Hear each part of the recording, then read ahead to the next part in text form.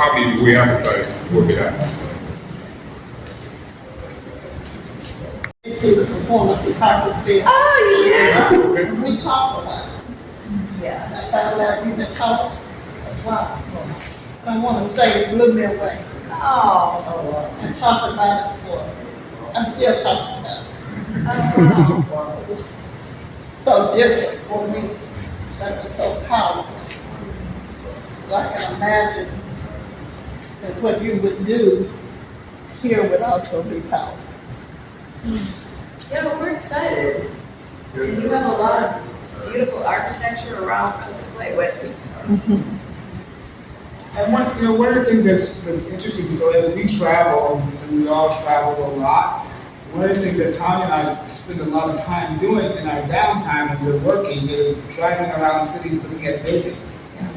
Like this, Tanya's from Oak Park, which is Frank Lloyd Wright's. The home of Frank Lloyd Wright. And so The architecture's in my blood. yeah, and so I didn't grow up thinking about architecture in that way, but then coming back and looking at, well, but beauty's all around in the buildings. Like, if you stop looking at the street and look up and go, oh wow, that's beautiful adornment on the top of that building.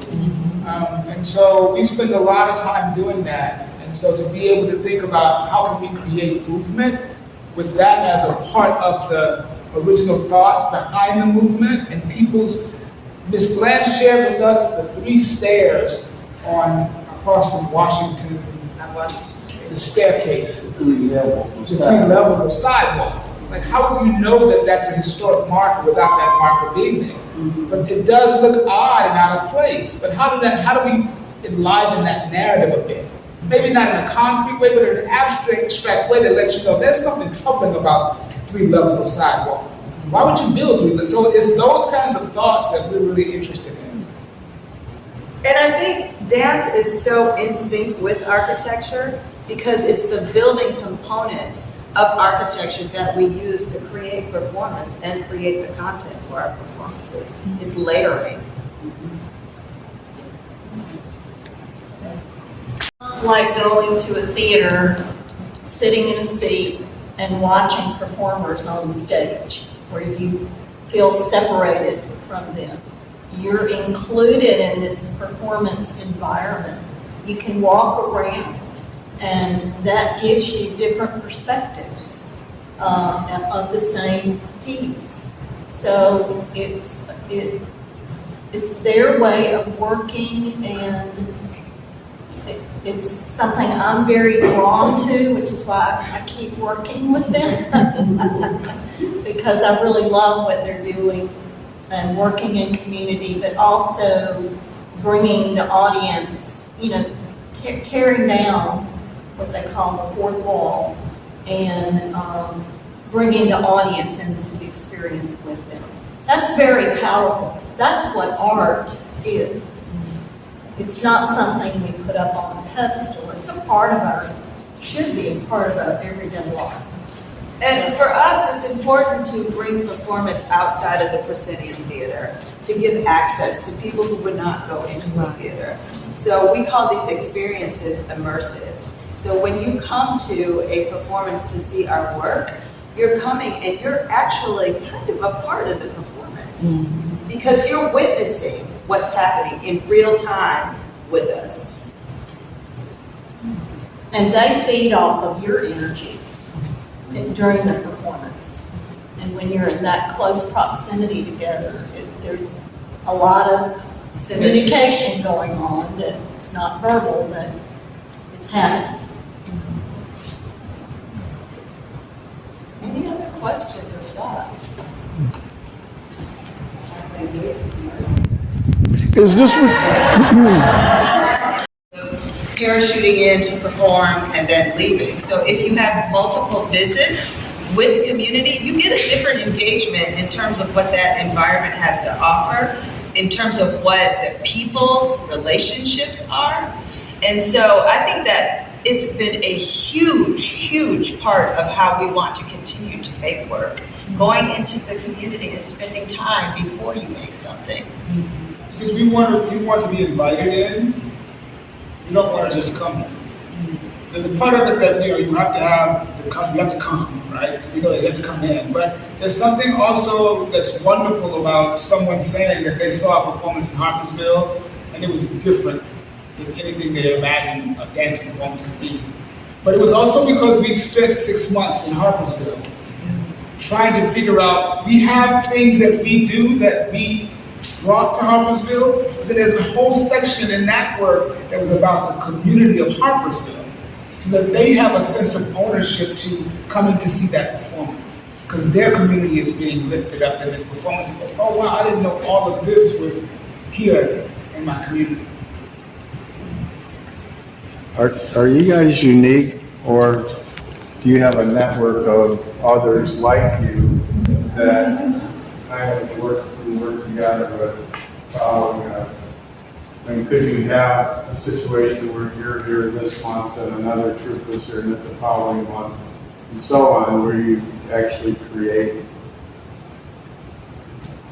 a situation? I don't know if it's I'll possible. speak a little bit to that, since I've come from the side of, booking the artists and working with them to bring their work to my community.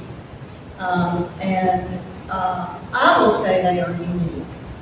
I've never seen artists who work with community the way that these artists do. And that's why I get so excited about it, because I love connecting with people.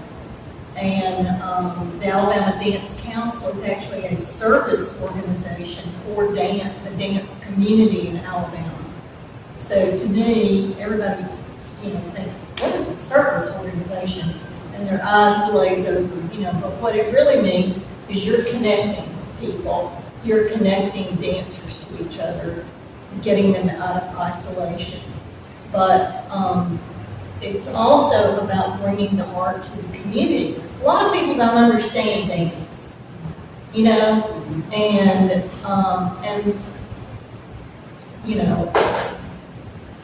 ballet is a specifically white Eurocentric art form that is very beautiful, very technical, and but it's just one part of the dance world. And so a lot of people, that's their narrow view of dance. And so what dance is really is about bodies moving and communicating with each other. And that's as basic as it gets. And that is so much a part of other cultures, but not so much those who are grounded in this white Eurocentric tradition. So I'm more interested. But also, we came from that white Eurocentric tradition. We danced in ballet companies in New York and in San Francisco, and so we got tired of doing that narrative and built our own company where we could embody our Black existence through these elements of all these different forms that we did when we were younger and performed around the world doing. I think, I'll say, yes, there's no one like us. But I have to acknowledge that there are people whose shoulders we stand on in the dance world, who we've learned. We learned to be in community because when we were young dancers that danced in Harlem, community residencies were a part of what you had to do. That art education was paid through, the performance was paid for through the art education. Which meant the company went on tour, they did 3 shows, but you did a week of teaching kids dance classes, because that's what paid the bills. So as a result of that, we developed the notion that we learned that you had to be in community in order to do that. And we started working in community with companies in the 1990s when funding was being filtered through dance companies because they were doing community engagement work. But I would say the thing that makes us interesting is that we're in the South making work about the South. It's a lot different to make something about the South and be in New York City. The heat alone, that alone will change the way that step will look in New York than down here. You may not want to do 16 of those steps when you get down here. It's 2 times, I'm gonna sit down somewhere. So I think that that's one of the things that helps us we're interested in the South. We're interested in, I think that the Migrant Suicide Araxia project came about in 2016 because we're trying to find out who we are on this soil before going to Africa. What is our existence in this country? And so I think that's the part that has separated us, and we're comfortable with that. How did you come together, this group? Because you all live in different places and.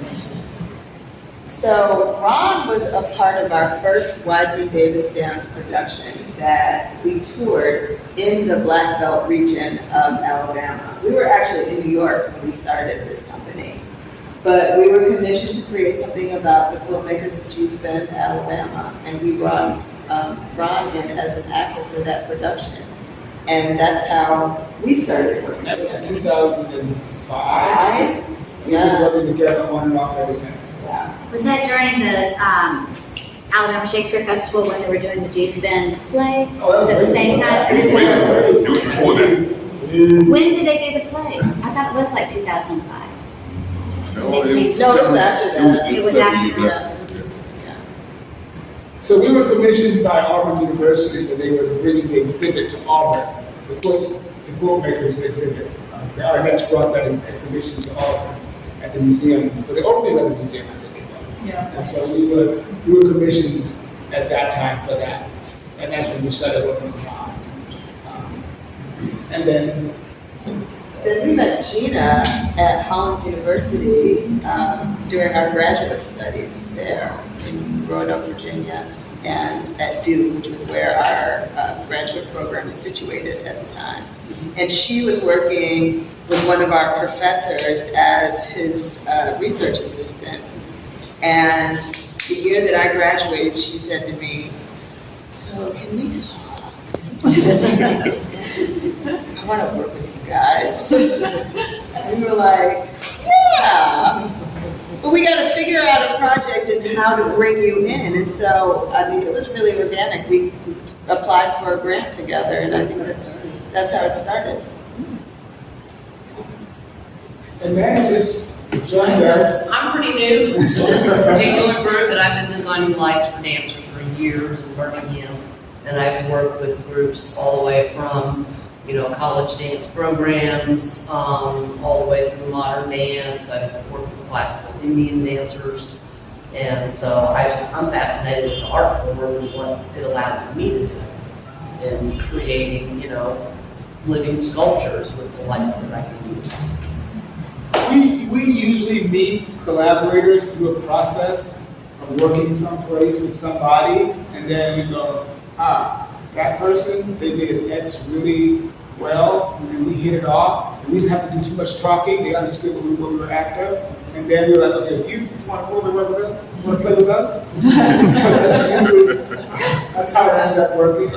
Yeah. And we usually end up having long-lasting relationships with those people.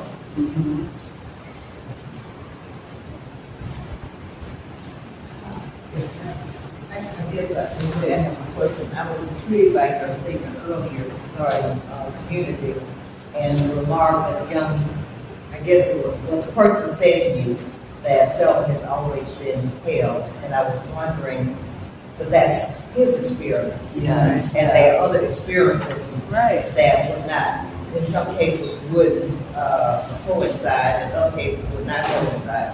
So how would you bring all of that together? I think we're interested in hearing those stories, that we know that some people may have that perspective, that it always has been hell, and there is a traumatic narrative around Selma, but we want to hear those other narratives so that it doesn't become, okay, Selma is just really situated in people profiting off of the trauma of this particular town, because there's so much richness here. And I think that by having conversations, I think we can fold some of those pleasure moments into the performances. Some of those, I'm just looking at the people who are here, and I'm just so intrigued by like faces and bodies. And is there some way that we can project people onto the buildings through video projections to just show that these are surviving individuals. These are beautiful people who are here. I think also maybe the sharing of narratives allows someone else to hear a story that they may be able to find a nugget to identify in. So maybe that person who said it's always been hell hasn't had someone else share something they go, oh, well, you know, we do have pleasure. We do have, maybe that person just hasn't acknowledged it in that way. And so I think that that's a part of like talking and listening that we enjoy. The sharing of stories, the sharing of experiences that allow us to put ourselves in someone else's narrative and go, oh yeah, I can identify.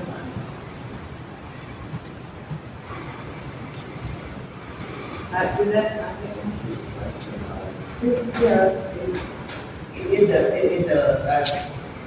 In my memory, we talk about Selma, especially in the 50s and the 60s, I see, especially in the African American community, I see prosperity that I don't think has ever been expanded upon.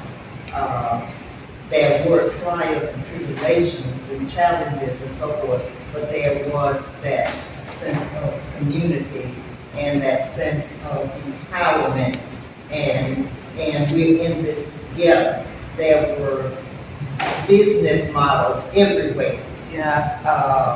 Which, when I look at where we are now, that's not the case. So I'm always asking the question, how did we go from where we were, even though things were truly difficult, but there was prosperity, there was economic development, there was economic empowerment, there was pride, there was hope. Yes, indeed, happiness and joy, pleasure across all kinds of categories, to a time of empathy and acceptance that we can't do any more than where we are right now. But I would ask, why is that narrative not center?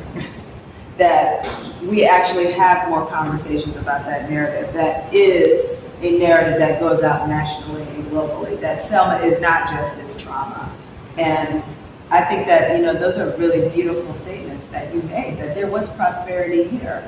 And it's empowering for me to come to Selma and see the prosperity that was here in the 50s and 60s. I never knew that. I grew up in Chicago. I only heard the bad stuff about Selma. But it is truly uplifting, and it gives me goosebumps to think about the prosperity that was happening here in the 50s and 60s. I look at the imagery and the beautiful people. I mean, like the clothing and just the comportment that people had. There was pride. Is it possible that one of the byproducts of segregation is that it forced the community to blacks had to shop at black businesses because they couldn't go in the white community? And then when integration came, the question always I ask is, was America prepared for integration? And was Black America prepared for integration? Because we lost a lot of businesses, lost a lot of land once integration hit. But I think integration was one-sided.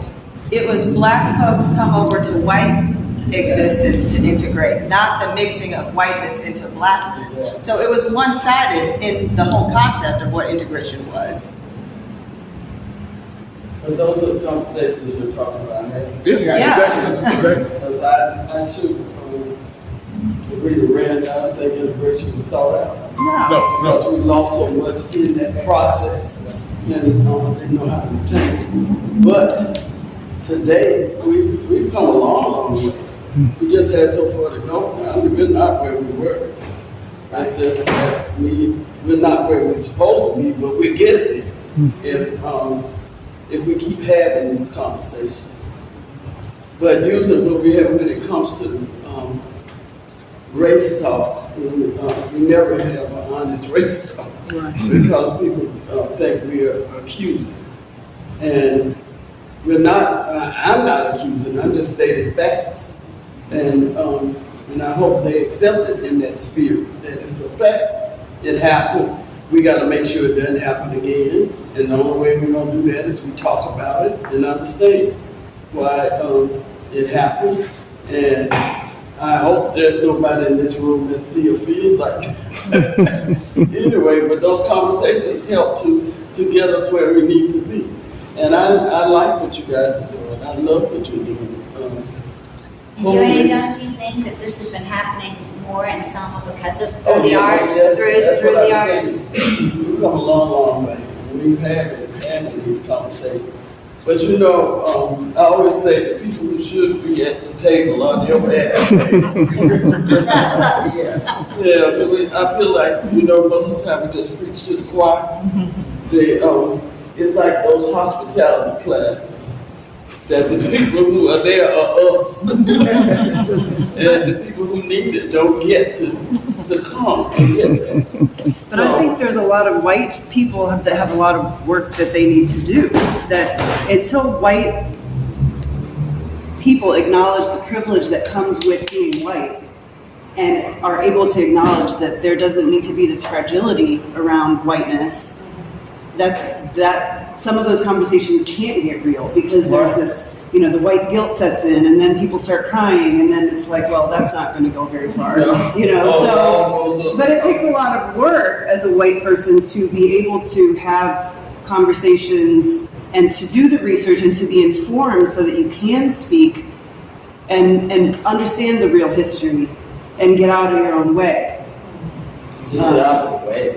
We need to move right? We can't move forward until we reconcile where we've been. And we have to, in order to do that, we're gonna have to talk. We're gonna have to have this conversation. Whether I'm dancing and tears, we talk. I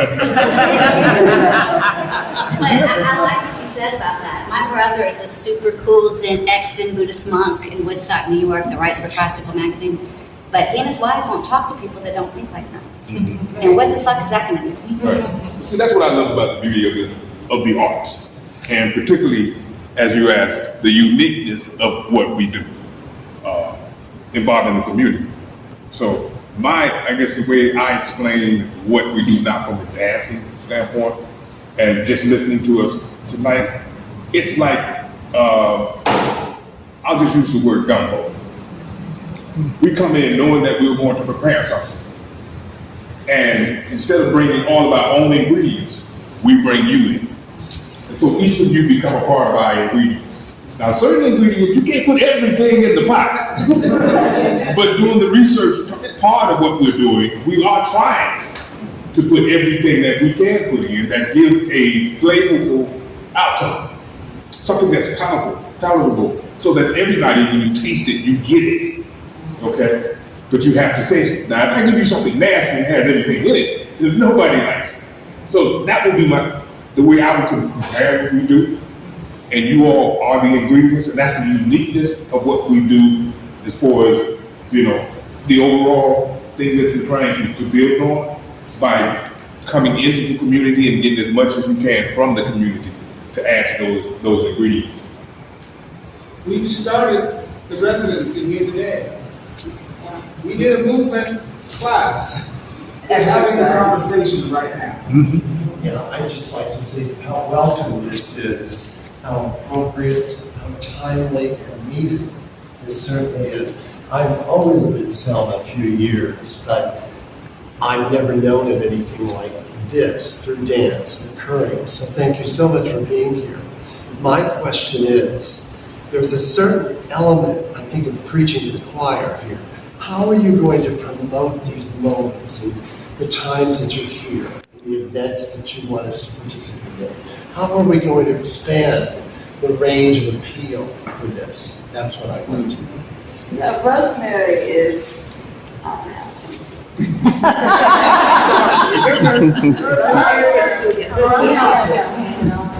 Because it's so important. I couldn't agree with you more. And one of the ways, because I have lived here 20 years, but, you know, we've developed partnerships within the community, so with Ms. Bland and Journeys for the Soul, and Rie, and the Center for Humanity, the Black Belt Community Foundation.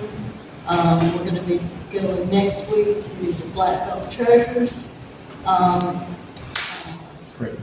Center. Couldn't think of the name of it. But then we're also working with Arts Revive and the things that they're doing with economic development. We're going to have a conversation this evening with about the development that's going on in here in Selma. So, and who am I leaving in? I feel like Well, could you ever work with the churches here? we are, yes, thank you for bringing that. So we'll be visiting the Ebonite Missions tomorrow to talk to them about how we can plug into their programming. I hope to get in touch with Bob Armstrong that I remember from years ago in the Blue Jean Church, yes. And let's see. Wallace Community College, we have an appointment there as well tomorrow. Great, well, I've not tried it. No, but it's through partnerships. I mean, I've been presenting artists in community residencies since 1992. And the one thing I've learned, and I've never had a lot of money to do it either. So the thing that I've learned is partnerships. You can't do it without others anyway. And everybody brings what they can to the table and introduce the artists into the community. And when the artists start talking with partners, that's when magic starts happening. It's not what my vision about what this project can be, it's what you all create with them. So that's part of the key as well. Thanks. Yeah. And I think, you know, we should give them information about how they might find, like, locations, dates, and times. Right, well, that was one reason we were making sure we had captured everybody's contact information. Yes, the press has been really generous to us here in Selma, thank you, Randy. And, you know, our best way to communicate with people would be electronically and through our partners, because our partners have strong networks, everybody I've mentioned, and so they can reach out to people. So it's word of mouth is always the best brand way to market anything, especially when you're doing community work. You go out and tell everybody tonight what's going on here. But we hope to, you know, keep, whether we do this we invite people to events or we create, you know, a newsletter or how we're going to keep you all informed. What is the best way to keep you informed? Good. I mean, do people Electronically. use Facebook or you Electronically, So there's a Facebook page. yeah, email. I think a lot of people get on that and then email sometimes. Would you guys all agree with that? Facebook? Social media.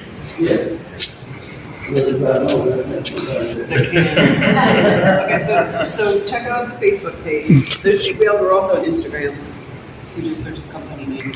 Well, you know, from a media public relations standpoint, every possible way to communicate to people, whether it be flyers or posters or Facebook or YouTube or the radio or the newspaper, you have to use every available avenue that you have, and there's a lot of them now. When the Montgomery bus boycott happened, they only had a mimeograph machine, and they made flyers. And there has not been a successful boycott since the Montgomery bus boycott in the 1950s.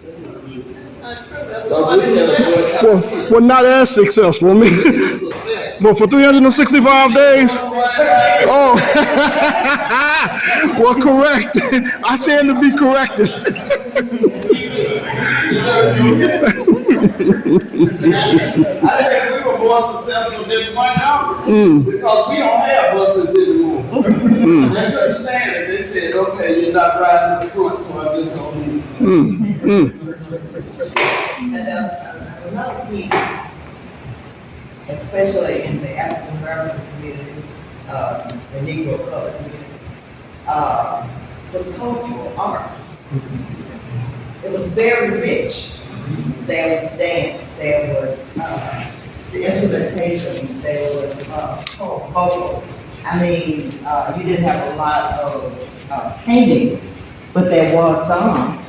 But it was a part of everyday life, whether you were at school or whether you were at church or wherever it was. So all of that came into the movement. I mean, we know how to sing in our senior years because of what we learned in our elementary, junior, middle, high school years. And that, again, that practice is not carried forward. But at one time, it was here. And because of that rich culture, you have America and the world have both benefited because persons from Selma went out into the world and impacted the world everywhere in all of these areas. That story is not known. Yes, yes. Another story that's not known is that we think of the voting rights movement as having a lot of trauma, but we don't talk about the joy that was in that movement. The freedom songs was an art form. They started out of the mass meetings with freedom songs. It was singing with the instruments, not just the church organ and the piano, someone with a guitar. And there was lots of music and lots of singing and clapping and movement because you were up on your feet during the mass meeting. So it wasn't just trauma. There was a lot of joy. I do tours for Historic Rock Chapel, and a part of my story is the joy of my childhood. Although I was a child of the Jim Crow South, there was a lot of joy in my childhood. And I try to bring some of that out, and that everything is not to bring tears. Right. But there was lots of laughter. Which would, if you had to pick a favorite song? I'm that serious. Oh, freedom. Okay. And ain't gonna let nobody turn me around. Yeah, I like that we know of. I'm trying to maybe get one that I don't know anything. If you miss me from the back of the bus. Okay. How does it go? Can you sing it? I know that one. I don't think I've. I can't sing, I'm gonna put that on top. Now, if you make me from the back of the bus, and you can't find me nowhere, just come on up to the front of the bus, and I'll be driving up there. I'll be driving up there, hallelujah. I'll be driving up there. Just come on up to the front of the bus, and I'll be driving up there.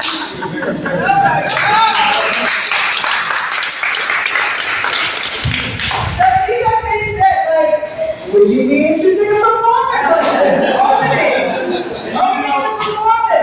Another thing that I remember, Nadine, is my grandmother working in the houses of the white people and their children. We played the same games. We played the same game. Pops about shooting marbles. I used to shoot marbles, and Daddy said it was gambling. I ran all the white children. They grew up with behavior, but yeah, we do the best. We played the same game, so we were not that far different. And even though we had those other factors, we were happy. If you had asked me, I told you I had a normal childhood. I didn't know it was anything but normal. a normal town, so. Well, that's the thing, is that the stories that y'all are sharing with us show that art is the natural outgrowth Yeah. of the human spirit. No matter who we are, I mean, it just flows out of us. Yeah, That's yeah. what I love. Okay, I'm hungry. Where you going?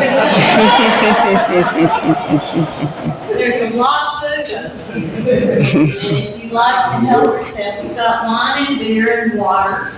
And if you'd like to move outside the patio, we can do some chairs out there. It's cooler out there. You sit down there? We